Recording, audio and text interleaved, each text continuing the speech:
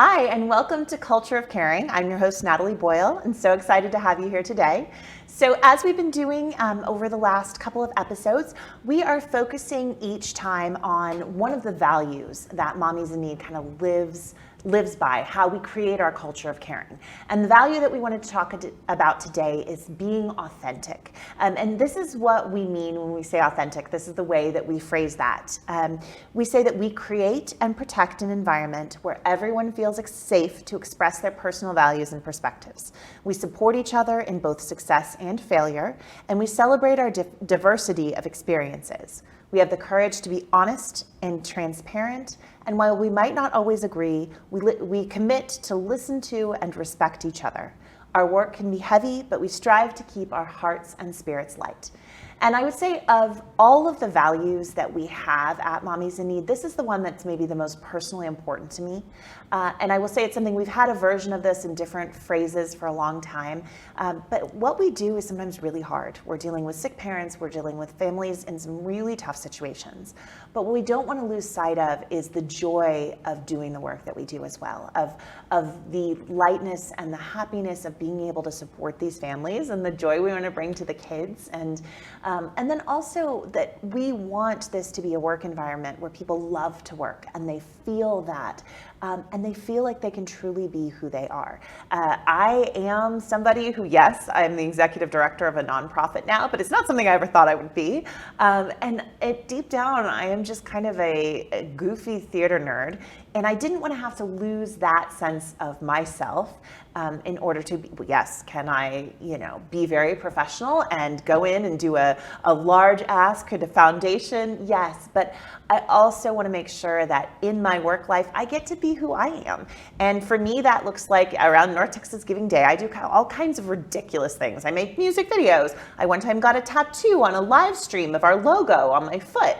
Of course, it was our old logo, so that was really tough because when we changed it, I was like, oh my gosh, it's on my foot forever. But it's history on my foot, and I'm fine with it. I've dyed my hair purple. I have dressed up like a butterfly and done interpretive dancing and all kinds of ridiculous things, but they're really kind of who I am. And I wanted to make sure that no matter what, everybody that worked at Mommies in Need, we can't truly be a culture of caring if we don't care about individuals for who they are.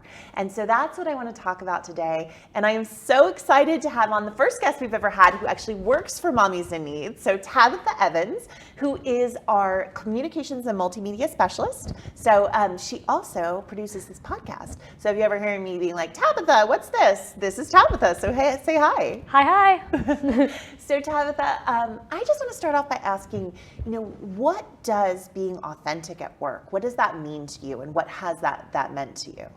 Well, it's June, which is Pride Month, and I am happy to be out at work. And that's not something I ever thought was going to be a possibility for me. In old past jobs, I never felt like it was a safe environment. I didn't feel like I would be supported. We work in Texas, so it's an at-will state where you don't know if you might get fired for being gay. And so I remember I came out on Facebook, and it was an accident that everyone at work found out because I kind of forgot you all followed me.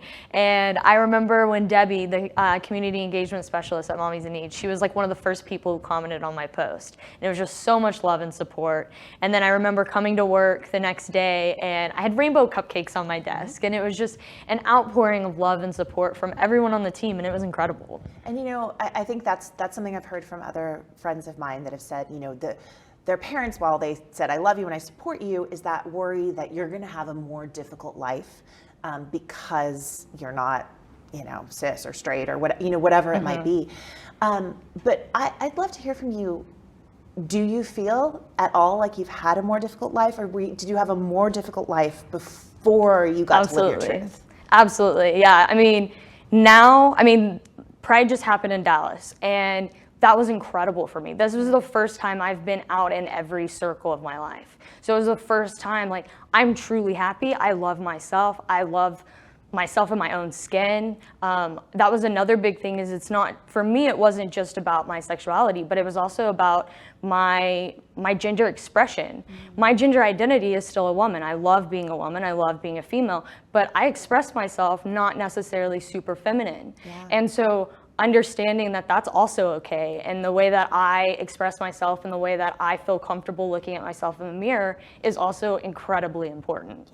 And so, yeah, I mean, the person I was in the closet was very anxious, very isolated, very scared about what if someone finds out, because I think that's a big thing too, is it's like there's all these what ifs. What if my family doesn't accept me? What if my friends don't accept me? I mean, I still live in Texas where it's an at-will employer state. What if my employer doesn't support me and they fire me because they can?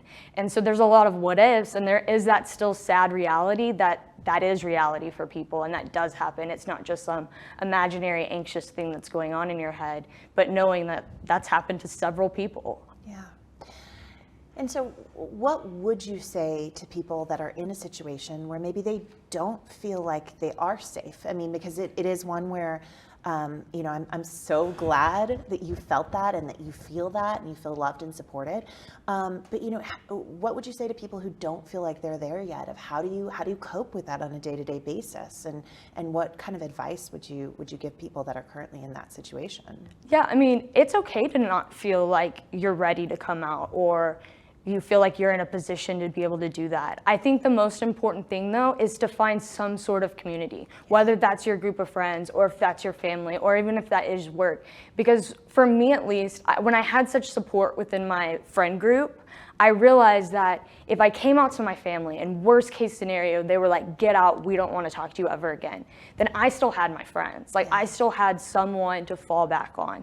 And then it was even the same thing with work, is I was like, I still have like this group of people where if worst case scenario, something happens, they're going to help me out. And so if you don't feel safe coming out at work, don't come out at work yet. Maybe start looking for another job, because there are opportunities out there. And like I said, it wasn't my plan to get a new job and then come out, but I felt safe doing so, and I did, and I was embraced with open arms, and I feel incredibly lucky to be able to even say that and to be sitting here and doing this. Yeah. And so what does it feel like at a work where you get to be yourself? Like, how does that just kind of generally affect your life? Because what I would love for people that are listening that maybe do run a company or do have the ability to kind of help create a safe culture, what are some ways that employers can support and let their employees know? Like, what are signs that that, you know, obviously speak loudly about it, but, you know, just as people are listening, what can they do to make their employees feel valued as who they are, and particularly to feel like it is okay to come out? Because, you know, you might not necessarily even know what somebody's opinion is, and so it's that I would think that part of what causes that anxiety is the guesswork of like, is it okay, is it not okay? I don't know how to feel this out. So what could someone who is in a management or leadership position do to make sure that their employees know that they are supported as who they are? Well, I think the most important thing for an employer to do is creating a safe place before someone comes out. It's not about someone coming out and being like, oh, we support you, let's do a rainbow logo during Pride Month. Because the problem that I've had in the past with different jobs that I've had is little comments that are made while you're still in the closet.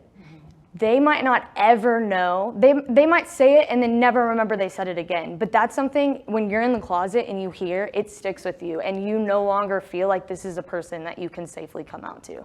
And so it's not about doing whatever you want and then when someone comes out, be supportive of that. It's about doing that before anyone comes out. Someone shouldn't have to come out of the closet for you to not make inappropriate jokes, or to like force someone to watch a Fox News interview about how things are being handled within political spheres. Like, political talk shouldn't even be talked about at work, much less when you don't know what people are dealing with in their own heads. Yeah, I think that's really important. And earlier you were talking a bit about, you know, kind of your physical expression of who you are. And how long ago was it that you cut your hair? It was it was a while. last September. Yeah, but I just remember that being such a big deal to you. And I remember you were talking about, I'm gonna get my hair cut, and this day I'm gonna do it. And and she used to have long curly blonde hair, when we first met and hired you. And not only did you cut your hair, but you're the way that you dress and everything else, being able to express yourself in that physical way too, has that been important? I mean, I think again, it kind of falls back on when you're trying to closet yourself in any sort of way, you're trying to fit the mold of what people expect for you to fit in as, whether that's your clothes or your hair. So after I came out and was just filled with love from everyone, I had been wanting to cut my hair for a long time. But I knew that once I did, it was going to be this thing where there's no hiding that I'm gay anymore. And I mean, it's not just because of my hair. You can be straight and have short hair. Sure. But I just knew for me, once it happened, it was just going to be a downhill thing. Not a downhill. It was uphill. But it was going to be a whole thing where my entire expression finally fit the mold of which I felt comfortable in. Yeah, I love that. And I'm so happy. I mean, you've been such an incredible person to have on the team, but also of, wanting to be able to create that diverse experience and wanting to be able to be okay, let's really have some voices around the table. And so I'm really grateful that you felt that way, and that you have then been able to bring your unique experiences to us. And so that's the thing that I would just say as anybody that's listening is really, there is no piece of diversity and inclusion that I think has ever made a company weaker, right? It's every time you include a new voice, a new perspective, a new opinion, that you are able to kind of then see, okay, hey, we weren't thinking about things this way. It's a part of making sure that you can't innovate if you're not looking at things differently, if you're not considering other perspectives. And so, that's something I would just really urge anybody that is interested in doing to go forward with that. And, another piece about when we talk about authenticity, and something we've done on this podcast, is the concept of failed so hard. And so I'm really curious to hear, because by the time you got to Mommy's in Need, we had been doing failed so hards for a while. But the first time you were in a meeting and I was like, okay, now everyone share your failed so hards. What was that like at a company? What did you think of that? I was very nervous. Yeah. I was like, what exactly am I supposed to say here? Is it supposed to be something that I actually messed up on, or I tripped down the hallway? What is it actually supposed to be? And I remember I came back and I told my friends about it, and they all were like, that is so cool. Can we tell our companies? Because it's just, it's about being able to learn from mistakes that you've made, but also be able to laugh about it. Yeah. And I think that, again, that falls within our authenticity. Yeah, and I think it encourages bonding. Absolutely. It encourages, again, the idea that mistakes and failures and all those things are not a character flaw. Yep. They are a part of how to be a fully realized person, and that is so important in a work environment. And I think, something that, we've talked a lot about is this idea of work trauma, which I've had so many people come into our culture and say they're kind of they don't really trust it at first, because it's well, okay, you're saying you want me to share a failure, but is this some kind of trick to get me to admit my mistakes and then fire me, right? And that just that piece of, I think a lot of people have been in toxic or belittling kinds of work environments to where they don't feel that psychological safety. Absolutely. To do that. Well, and again, I think even from my past job, and even with everything that we've talked about today, is I tried to make myself as small as I possibly could. And so now, and you're already teeny. I know, I'm already small. But I was just trying to get through the day, get through the work day. And now I feel like I can be as big and as I can bring my personality out as much as I can, at work. And people work a lot in America. You gotta be at a job where you can actually be yourself, because otherwise it's a sad place. You're a sad person if you're stuck trying to be someone else or not being your true self out at work. Right. And I would think too, and I know I've seen this from a lot of our employees, is the work quality is also better. Absolutely. First of all, when people are happy, and also when people are able to be I am doing this in the way that I feel confident about, and the way that I feel like lines with my personal morals and my, all of that thing is, I remember you coming to me and saying, okay, for Pride Month, one of the things we do is, because we're called Mommies in Need, but it's not just for moms. So we started this campaign of not just for moms, and we made this absolutely incredible video, which people can check out on our website, but of this idea of saying, like, pitching, like, hey, can I do a video that shows dads and same-sex couples and all of this kind of thing? And so, so I loved that you were able to kind of start pitching that kind of thing as and well. I think that that's kind of a fear that a lot of queer people have when coming out at work, is that even if you're embraced and you're supported, like, is it going to be different? Like, are people going to treat you differently? Even if it is better, is it going to be different? And I think that was always a fear of mine. And it is different, but like different in a really good way, because then you're not afraid. Like at an old job, I probably wouldn't have pitched anything for Pride Month because I didn't want to put any attention on myself that that's a possibility that I fit within that spectrum. And so now I'm able to truly embrace that. And it's awesome. I love it. I love it. Well, we're so grateful for your skills and talents, but we're also so grateful for you, as a light. And I think that I have loved getting to see, like, because I saw the transition, right? Yeah.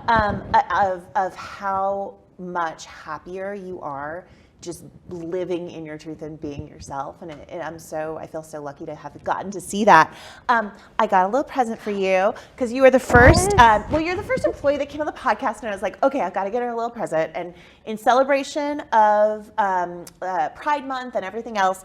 So one of the things that I talk about a lot, and I'm sure you've heard me say, is that I feel like I hire unicorns. Yeah. I hire these fabulous, like, because we'll put up a job posting and somebody will say to me, like, that's a unicorn. You're not going to find somebody that can do that and also that and also that and also be a part of your company. But it's a company made up of little unicorns. And so I got you a gay unicorn pin. Oh my goodness. It's a rainbow unicorn. This is so cute. Yeah. And so, yeah. I did see a little gay unicorn. But just that one more thing that you can wear during Pride Month and beyond. Love it. But just to say, like, what I think of you as, you are one of the unicorns that I am and so proud to get to work with. And yeah, so I just wanted to give you a little something to say. I appreciate it. Yeah. And I love my job. I'm not going anywhere. So okay, this is my career now. Like, I love it. Wonderful. Well, we're so happy to have you. So as we ask everybody, do you have a failed so hard that you want to share kind of more broadly that, I've probably heard a lot of them, but So we were talking about how, like, this actually happened yesterday. So we talk about how, like, our failed so hard is something that you learn from, but sometimes, like, other people also have the same failed so hard. Mm-hmm. So yesterday we have Annie's Place, the child care center, and then we have, like, our admin office. And they're, like, about 15 minutes apart from each other? So I was at Annie's Place in the morning, and then because I was doing some measurements for a sign that we were getting made, and then I needed to drive back over to Meadows for our meeting. And I get back to Meadows, I grab some food on the way. I look over to grab my backpack, which has all of my stuff in it, all of my notebooks, my iPad, my computer, everything. And I left it at Annie's Place. So luckily, Catherine was also coming to Meadows from Annie's Place. So I call her and I'm like, hey, can you bring my backpack? And so she brings my backpack, but then she gets to Annie's Place and realizes she left her computer. Yeah. And so it was kind of a failed so hard that kind of trickled out. Kept going. Yep. It's the gift that keeps going. Exactly. It's the cycle of left laptops. So sometimes we learn from it, but sometimes we just copy it. Yeah, and sometimes, a piece of that is also sharing. I think, sometimes when you have people with different backgrounds, it's harder to find things in common. And sharing those kinds of things, it's like everybody has done something like that. So again, it just feels like, oh, this is something that we share. It's something we can bond over. I mean, I think of one of my failed so hard as the time that I couldn't find my keys. And then finally I got keys. I threw them in my bag. I'm out at the car and they're not my keys. And I had actually somehow stolen your keys and then taken them out to my car. So yes, I have certainly done a lot of the leaving of behind, of stealing other people's things, of whatever that might be.